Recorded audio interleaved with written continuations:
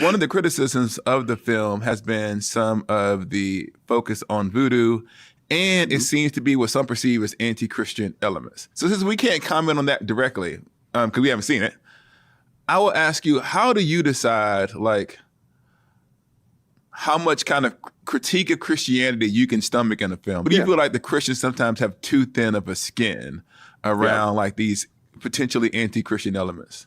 If I have a threshold, it's probably like the actual mocking of Christ. It would be an issue to me. But there is so much, I mean, I'm a church historian. There's so much darkness in Christian history of people claiming the name of Christ and doing ridiculous things. Yeah. That like, I'm like, you got to hold this L? It's like sometimes you got to hold this L. Yeah. I'm a little bit conflicted about this. Not about sinners, because once again, I haven't seen it. Sure. But it feels to me like rhetorically or as a piece of art, no longer provocative. Sure. Yeah. And I do sometimes say, it's okay for me as a Christian to say, man, I get it. We've done stupid stuff. I can own it.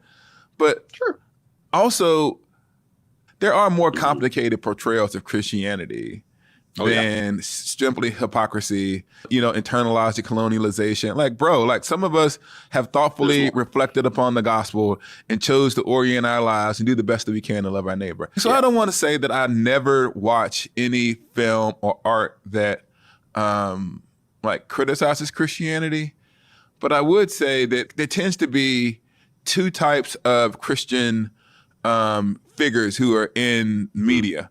One is like the hypocrite who doesn't actually believe all of this stuff, who's basically trying to use religion in some way to oppress and get ahead.